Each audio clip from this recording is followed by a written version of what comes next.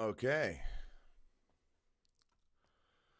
All right. Welcome to Campfire Football. This is the opening weekend of the Premier League. I'm Sebastian North. I'm going to run you through a little bit of what I saw this weekend, but mostly we are going to talk about this Chelsea versus Manchester City match. Man City winning 2-0 at Stamford Bridge. Really was not that surprising of a result at all. So let's get into that, and then we'll talk a little bit more about the rest of the weekend, and then just close out this stream. It's a little short one. I want to try and do these more often, especially at the end of the Premier League weekends on Sundays. So let's just talk about this match. Man City were pretty comfortable throughout. That is what this result pretty much can be summarized as, a comfortable result for City. Comfortable in the sense that they won 2-0. They didn't have to get out of top gear. They were not scored on. They conceded some chances, but a reasonable and normal amount in a Premier League match. City did not have Rodri, so without that component in your team, it's so important to the way they play. The fact that they were still so solid was quite telling. Chelsea, on the other hand, of course, this is a club in constant change. Feels like constant change always. I've been a fan of this club for a long time, and ever since Abramovich took over, it felt like things were just going up and down all the time. There was a lot of success that came with that era, and so the new owners, they have to try and find a way to get there quickly.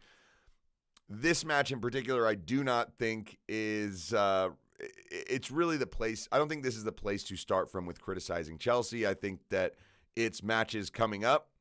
Matches against teams in the lower half of the table, or teams who are going to struggle, teams who are going to bunker in. So Chelsea are going to have to be a lot better. However, this match was not the most, I don't think it brings out the most pessimism for Chelsea fans. This was not a dire warning for what the season is going to be like. It was not a complete disaster, but it wasn't great either. And though Maresca is in his first match in charge as a Premier League manager, this was not as bad as it could possibly be. But let's take you through some of the key moments. First, the starting lineups. Actually, let's do those. Man City had Akanji, Diaz, and Guardiola as their back three, but really it was also a back four because Rico Lewis was more or less the left back. That's how he was essentially deployed, but he was coming into midfield all the time to help out with Kovacic. So that was one kind of little thing that, obviously, this is something City and a lot of teams do. They bring a left or right back, bring them into midfield, create numbers up. Worked quite well. I think Rico Lewis is a proper player. He's really, really good.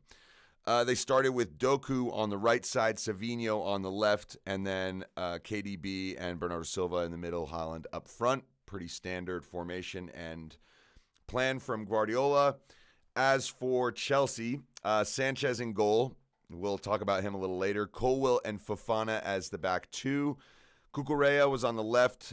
Gusto on the right, in for the injured Reece James. Yet again, a hamstring problem. That's something that seemingly will never go away.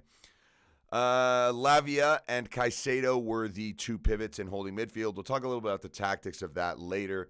And Nkunku was sort of the left-sided 10, Fernandez a sort of central 10, Palmer as the right 10, and then Jackson up front. So sort of like a 4-2-3-1.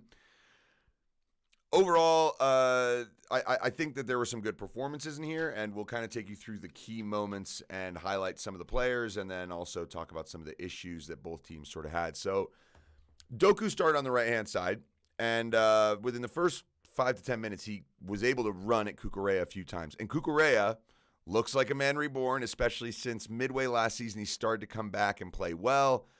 I thought he had a really good end of the season for Chelsea at the end of the last term under Pochettino. And then he goes to the Euros, starts for Spain in every match, and assists the goal that wins the whole thing for Spain, and was genuinely very, very good. So he brought that kind of confidence in for Chelsea. I thought he did pretty well for the most part. But when Doku was getting no joy against Cucurella for about, that first 10 minutes, then he switched sides with Savinho. And Doku went to the left where we've been more accustomed to seeing him. Savinho, who came in from Girona, he's the only signing for City this season, and he looks quite good. Did go off injured at halftime, but he skipped past Cucurella a few times after he was switched to that side. exposing Cucurella a bit. So Cucurella has a great first 10 minutes. Then it starts to peel off a little bit. He did not do as well. Then City would take the lead. The goal comes from Doku, actually on the far side.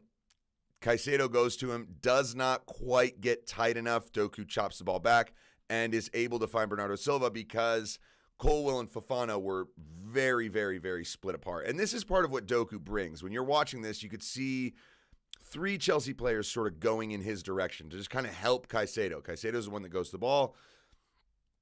And then you have Gusto behind him, and then Fofana went a little closer as well. So it's just more numbers to go try and deal with Doku. And what happened was that Fofana went too far. Colwill stayed central. Bernardo Silva is standing right at the top of the box all by himself. The ball from Doku is into him, but it's just a little bit off. Silva has to reach for it, and he's able to just toe poke it straight to Haaland, who is bigger, stronger than Cucurella. And so he just pummels his way through, chips the ball over Sanchez. It's a really, really good goal from his perspective. From Chelsea's perspective, it's defensively disjointed. This is the kind of thing that if you're a manager, you watch it and you go, like, guys, we are 3-4 yards too spread out in these areas. We cannot leave this much space between us. And so that is it. Haaland gets City into the lead just like he did on the first match of the season last year, that against Burnley. And Chelsea go behind, and it felt normal. I mean, City weren't peppering Chelsea's goal at this point. It wasn't like they had just a commanding advantage, but they looked that little bit cleaner, that little bit better. Cole Palmer had yet to touch the ball, really. Chelsea had yet to really build any attacks, any good ones at least. They'd gone up the field, possessed well, but they hadn't created anything of danger for City. And so just like that, City are in the lead. Throughout the rest of the half, there were a few chances, mostly for City again. Kevin De Bruyne had a shot that went just wide. Doku had a deflected effort that was tipped over the bar by Sanchez very well, but another warning sign. Also, Bernardo Silva in a move where City counterattacked on Chelsea. Savinho came forward, played the ball inside. De Bruyne gets absolutely clattered by Caicedo. I'm surprised Caicedo didn't get a yellow card in this moment. As the ball then goes out to Bernardo Silva, he shoots. Foot save from Sanchez. But Chelsea did get some chances as well. Palmer had a tame shot on target. Nicholas Jackson had a shot where there was a cross from Palmer, headed back by Nkunku. Jackson actually dropped it to Enzo Fernandez, who took a shot. So the decent chances. Then Palmer had another effort on target, which was kind of a tame one, similar to his previous one. And Ederson just bumbles it. He drops the ball, and Jackson's there to tap it in. This is a couple minutes before halftime, and you're thinking 1-1. No, he's offside. And when you look at the replay, it's one of the issues that people had with Jackson last season, where he just sort of forgets where he is, just for half a second. And in this moment, he's straying one step offside when the shot is taken by Palmer. And it's like, just be onside. Just be onside for that shot, and you would have still got the ball and been able to score because there was no one around him. And one step would not have made the difference to him getting the ball or not. So Chelsea probably would have had a goal if, right before halftime, been able to equalize if Jackson had just been more aware of his positioning in that moment. That is something that, it's a small detail, but in these games it goes such a long way to have strikers who make sure they get back onside in the right scenarios, make sure they get themselves into the best positions to be able to get tap-ins. If you're constantly offside in those situations, or you're just in the wrong place and so your shot gets blocked or you get crowded out, you miss out on a lot of goals, basically, and a lot of important key moments, like this would have been one. So that's the first half. Second half, Foden comes on for Savinho. It looked like he injured himself. Hopefully for City fans, not too serious, but he didn't look comfortable, and then he came back, had ice on his knee, so we'll see what the end result of that is. City almost score early through a very similar situation as the first goal. And the ball came to Kevin De Bruyne, plays to Bernardo Silva, who plays it across to Haaland, takes a shot, saved by Sanchez. And then most of the rest of the half, really just City just looked under control. They were not allowing Chelsea to create chances, even if Chelsea had the ball a little bit more. there were a few situations where Chelsea were able to get forward but not create really good, dangerous chances. Pedro Neto would come on in the 58th minute for Christopher Nkunku, and I thought that was an interesting substitution. I think Nkunku is such a class player for Chelsea. They missed him badly last season, and I don't really think that him being subbed off at that part of the game is necessarily the best thing. But Pedro Neto just came to the club, 65 million pounds, big signing. So it's good to see him get in, and he had an impact. I mean, as soon as he came in, Chelsea looked far more dangerous for at least a small period of time. And then it kind of just fizzled out. Jackson had one really good opportunity. There was a ball crossed in from Neto. It went past everybody. Then Malo Gusto sends it back across, gets headed out. Lavia heads it back in, and Jackson did well to track the ball and sort of spin and get an outside of the foot flick on it while it was 5 feet in the air. But it's right at Ederson. Ederson just kind of reacts, hits him in the hands, but it was not. This was a chance that very easily could have been a goal as well. Just hit it anywhere but right at the goalkeeper, and you score. So Chelsea did threaten a little bit, but not really enough. Ederson had a few weird moments in possession, bobbled a ball at the very end of the match, and Enzo Fernandez shot. He just sort of bobbled it. It was weird. Then it's, then 2-0. Kovacic, the scorer, ex-Chelsea player, and it's Wesley Fofana out wide, should clear the ball, should get it long so that Chelsea can get out because they're chasing the game at this point. His clearance is weak, goes about 30 yards, chested down by Kovacic. He starts running forward. Caicedo misses a tackle. Enzo misses a tackle. No one pressures the ball. Colwill doesn't really advance enough to Kovacic. And Kovacic shoots. I guess he kind of gives Sanchez the eyes, sort of. The shot's not great. Sanchez gets a very firm hand on it, puts it off the post, and it goes in. This is not good for Robert Sanchez. I mean, the club paid, I think, $30 million to bring him in, and he has yet to really ever make fans, I think, feel like, I've never felt like he is a goalkeeper that, like, gives confidence to the players in front of him. I don't really get that feeling. Letting goals in like this is probably the worst possible thing you can do, right? So that's the match. 2-0 for City. They were the better team. They deserved it. They are going to be title contenders this season, no doubt. They probably are the favorites. Despite Arsenal looking great on the opening match of the season, I do think City, they've won 4 in a row. Can they do 5? This may be Pep's last season.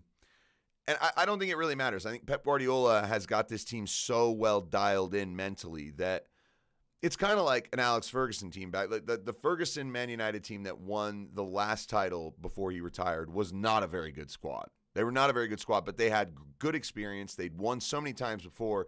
They kind of knew what it took to get through games. And City showed just that same level of maturity today. They're going to show that all season. They didn't even have Rodri, so that's important to remember.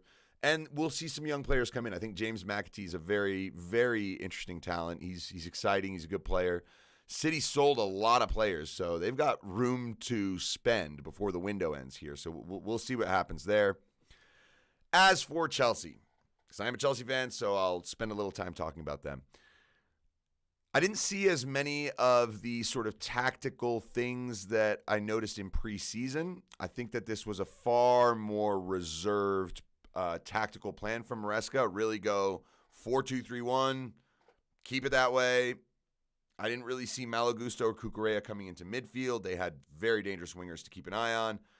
So it looked like a more kind of standard approach from Maresca today in terms of a basic, simple way to get the team out there.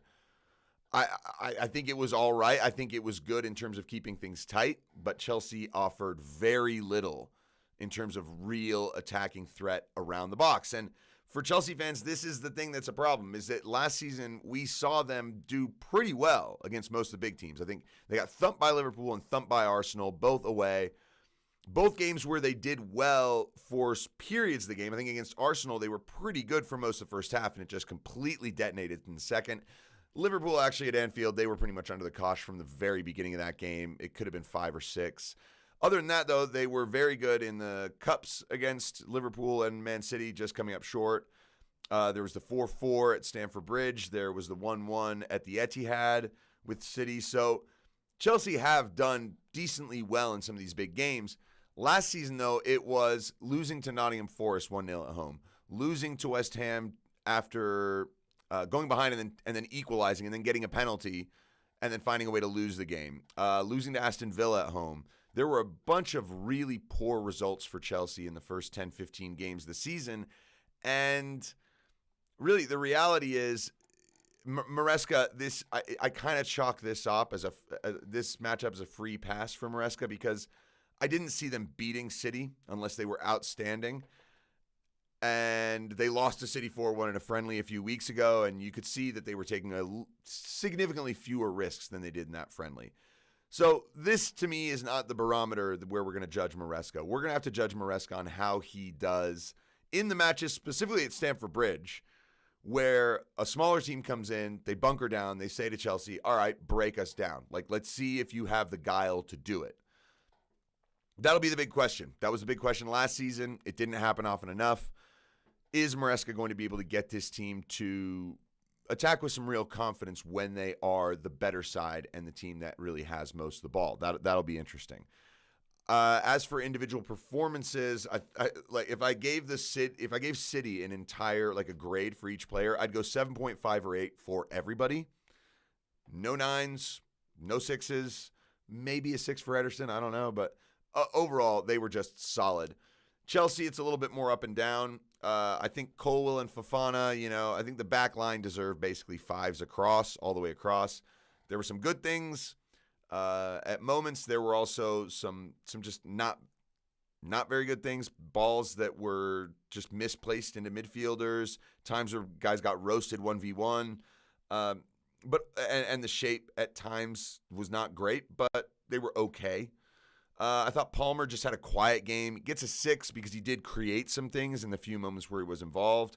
Thought Enzo gets a 6 as well. Was more involved, but didn't really have much of an impact. And Kunku, I'd give like a 6.5 or 7 because when he gets on the ball, he does make really good things happen. He doesn't turn it over much, finds good passes. He's going to need to get some goals this season. Caicedo, I thought was all right. I thought that he was a little bit reckless. Definitely should have gotten a yellow card in the first half for just smashing into Kevin De Bruyne, and then eventually was booked later in the game, but so he was lucky in that sense. I actually thought Romeo Lavia was probably Chelsea's best player. I'd probably give him a 7.5. Assured on the ball, very good turns. He's a solid player. I do like Lavia, and it was nice to see him, considering he only got one appearance in the Premier League last season because of injury. It was really good to see him in there and playing well. So between Lavia and Caicedo, there is a decent-looking partnership there. Nico Jackson up front, more of the same from last season. At times, really good. At other times, not very good. And so, yeah, I mean, we'll have to see how this pans out and how this develops over time. The big question, when you looked at Chelsea's bench, what you saw was, Madueke, you saw Jorgensen, Badiashile, Mudryk, but no Raheem Sterling. So this is an interesting situation, and we'll close on this.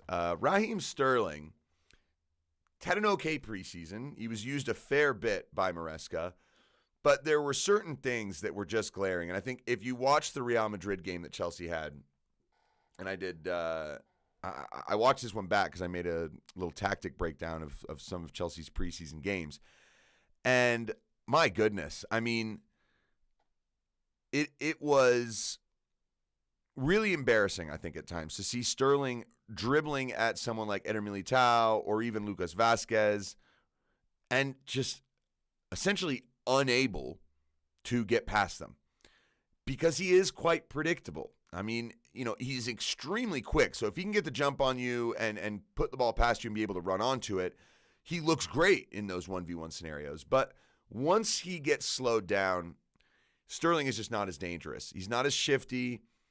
If you look at the way he scored so many goals at City, it was because they were brilliant and they were able to get him in these great positions, get him open, and he was thriving. Confidence-wise, Sterling was in a very good place when he was at City. And so he posted good numbers. Chelsea were hoping that they would get that version or a player that could elevate the rest of the team there. But Sterling does not seem to be that kind of player to me. Very, very good winger in a good team. But I'm just not so sure about being somebody who can really elevate the whole group around him all the time. I'm really not sure about that. So Sterling's people, they put out a statement on game day saying they're kind of confused and they'd like some resolution or clarity on the situation. Is he gonna stay at the club? Look, Sterling, I totally get it. You want to know, like, are you going to be involved, or are you going to like be a squad player that basically has to fight to just be on the bench on a weekly basis?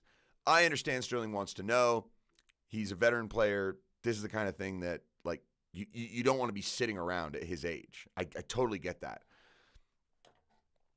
Problem for Sterling are the optics.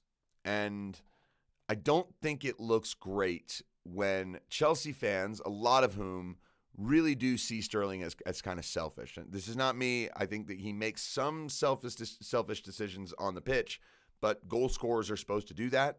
At times you want to take penalties or free kicks, and some of them went horribly wrong. I think back to the Leicester game in the FA Cup last season. And also there were a few moments last season where he was able to get in behind. And if he had for instance, I think it was against Middlesbrough in the first match they played against them in the Cup, he had a very good opportunity to just like dish it to Palmer and didn't. There were a couple others in the league. And he misses chances. And so Sterling is not the most reliable player, and yet he's probably on the most money of anyone at the club. And so when he gets dropped for the opening game, he's probably like, whoa, like what's going on? But the issue is, on game day, you put out a statement saying you'd like some clarity on your own personal situation. I think a lot of fans are not going to take that well. They're going to look at it as, of course, you want to know about yourself when the team is playing against, the champions, and we're trying to get the new season underway. So now a really big question, is Sterling going to be sold? Chelsea are having trouble selling their players. That is no secret. It is becoming a real issue, the amount of guys they have on the books, the amount of players they're bringing in. We don't know what's going to happen with the Gallagher story. If the Gallagher sale is finalized, it would mean that Joao Felix is coming the other way, which I don't know if that solves any problems either. With the amount of attacking midfielders you have, you had Madueke on the bench the entire game. He normally plays out on the right-hand side. Well, if Palmer's your right-sided 10 and you're not playing with a winger, where does that leave a guy like Madueke? So I do think Chelsea are going to look very different in different parts this season. When they play against any other opposition than City, essentially, I think you will see a slightly different set of personnel and tactical tweaks and changes. But overall, as a start for Chelsea, I don't think this is terrible. I think losing to Man City 2-0 on the opening day, even if it's at home, is not really a shame. But it's going to need to get better and quickly. And a lot is going to need to happen with the ins and outgoings. There just cannot be this many players. There cannot be this many options for Maresca. He needs a settled group that he can really count on, where guys like Romeo Lavia can, for instance, play 10, 15 games in a row and actually show what he's made of. Mark Guehi will probably come off the bench. That's fine. Mudryk will get his starts. He'll get his opportunities. And so what's going to happen with just the bloat in the team? We will see what Chelsea do in the final couple weeks of this transfer window. As for Man City, I do think they will spend. I do think they will bring some people in. If not, that is one hell of a gamble by Pep, but also it shows you the confidence he has in his team. All right, actually, I did want to close out with just a quick recap of the rest of the Premier League results. So here we go. Starting with Man United against Fulham. Man United win 1-0. Joshua Zirkzee comes off the bench for a dream debut. I mean, this is the way to start your Man United career. You score. A lot of players have done this, actually. Scored a dramatic goal on their Man United debut, and then a lot fell away. But Zirkzee was a good signing. As for Man United's performance against Fulham, it was very reminiscent of last season. It was not full throttle. It was not in complete control. Fulham had a few good chances. I think Man United defended very well at times.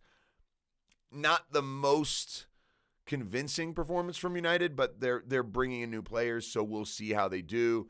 Obviously, against better teams, maybe at home or away from home, we'll have to see more of what Man United are made of. Aston Villa came up with an impressive 2-1 victory over West Ham. They took the lead early. West Ham scored to pin them back, and Juan Duran scored late for a 2-1 victory for Villa, so great start for them. I wasn't overly impressed with them, I have to say. They have made quite a few signings.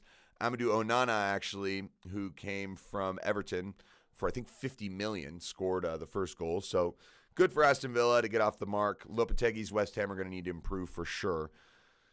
Nottingham Forest against Bournemouth, 1-1. Not much to say about that game because I didn't watch it. Newcastle were down a player, actually. Fabian Schär gets red carded around the 25th minute, I believe it is. And then Joe Linton scores for a 1-0 victory over Southampton, down to 10 men. Everton get thrashed at home, 3-0 against Brighton. It's Kaoru Mitoma, Danny Welbeck, and Simon Adingra, a lot of the names that you're very used to seeing on the score sheet for Brighton. But they've actually got quite a few new players, most of which I had never heard of. So this is exciting. Brighton, they're always fun to watch because you get to see all these new talented players that you didn't know existed. And they look good right at the off. Arsenal beat Wolves 2-0. Not the most comfortable match because Wolves did provide some threat. But Havertz with a header, Saka with a goal in the second half. Arsenal are off and running, and Liverpool got a 2-0 victory over Ipswich away. That was always going to be a tricky game for Liverpool because, you know, Ipswich have gone promotion from League One, promotion, back-to-back, get to the Premier League. Kieran McKenna was looked at by Man United and Chelsea, and there's a great vibe at Ipswich right now. They're excited to be back in the Premier League. Kind of has us feel sort of like Luton did last season.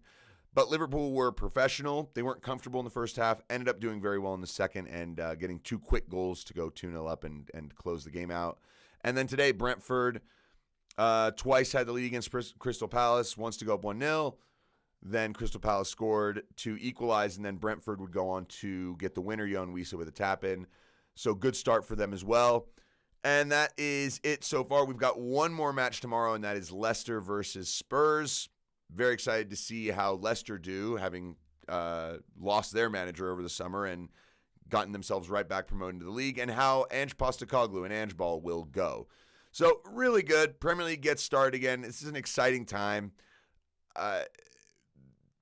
Tomorrow I hope to do a live stream, or Tuesday, about sort of the rest of what happened around Europe over every weekend, and I'll try and do this on a weekly basis. My internet tends to suck on Monday mornings and Tuesday mornings, so I've got to get that sorted out. Right now I've got a pretty good feed here. Anyway, I really appreciate everyone for stopping by. Thank you all for checking in. I'm Sebastian North. This is Campfire Football, and we will do more live streams in the future. So thanks for stopping by. We'll talk later. Enjoy. Dun, dun, dun.